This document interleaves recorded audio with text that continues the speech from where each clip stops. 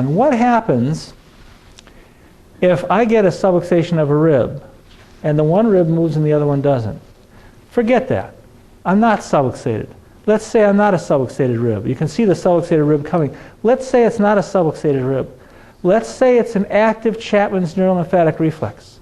Let's say Chapman's reflex is misfiring. The organ, the liver, on the right here has a Chapman's reflex between these intercostal muscles. It's about the 6th intercostal space. It can vary up or down a little bit, but it's around the 6th intercostal space on the right. You can measure it and find out, and I'll show you how to do that in a minute.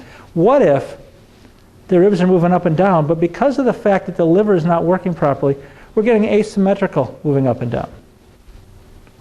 It's moving, but it's asymmetrical. It's not moving like it should be. It's moving, but it's having a diminished range of motion. And it's not moving maybe fully through inspiration like it should, because there's a short circuit in the nervous system, a viscerosomatic reflex that is segmental in nature, that goes to the area that's innervating that rib, that relates to the segment of the liver, and it's sensory feedback into the spinal cord, which is going to go up and down and affect multiple segments. But let's say it's going to mostly affect one segment. Maybe it's going to affect the segment around the 6th and 7th intercostal spaces, or the 6th and 7th ribs. So the one intercostal spaces are being inhibited on the right side by the feedback from the liver, which is creating a viscerosomatic reflex, which is causing those muscles not to fire the same as the other side. So you got asymmetry of rib motion. How many times a day do we breathe? 23,000 maybe.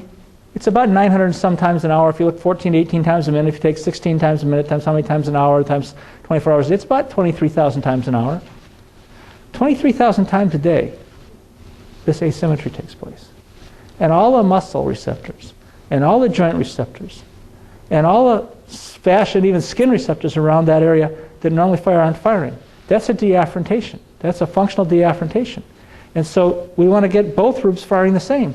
So you could come and adjust that rib, but if it's coming from the liver, the only way to make that rib move in normal afferentation is to fix the liver.